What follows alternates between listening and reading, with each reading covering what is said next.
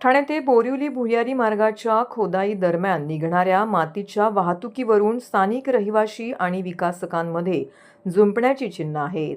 मातीची विल्हेवाट लावण्यासाठी MMRDAने कन्व्हेनियर बेल्टचा प्रस्ताव दिला. मात्र 90% रहिवाशांची डेडिकेटेड कॉरिडॉरला सहमती आहे.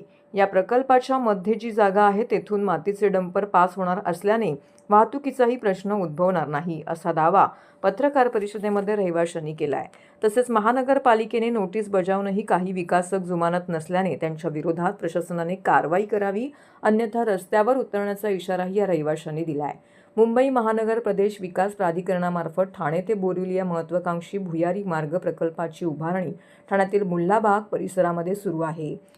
सुमारे 18,838 कोटी रुपये खर्चून हा प्रकल्प उभारण्यात येत आहे. या भुयारी मार्ग खोदाई दरम्यान निघणाऱ्या मातीच्या वाहतुकीवरून सध्या स्थानिक रहिवाशी आणि तेथील विकासकांमध्ये जुंपली आहे.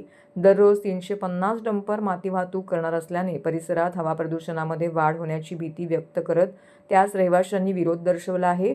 हवा गुणवत्ता निर्देशांक 250 पर्यंत जातो, त्यामुळे प्रदूषणाचा त्रास वाढत असून अनेकांना आजार बळावत आहेत.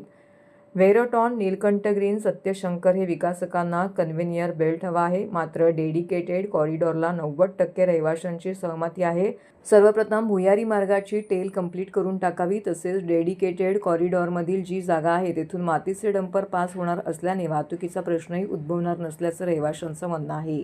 याला 90% रहिवाशांची सहमती आहे. या संदर्भात उपमुख्यमंत्री एकनाथ शिंदे आणि खासदार नरेश म्हस्के हे लवकरच या संदर्भात बैठक घेणार असल्याचंही रहिवाशांनी पत्रकार परिषदेत स्पष्ट केलं आहे.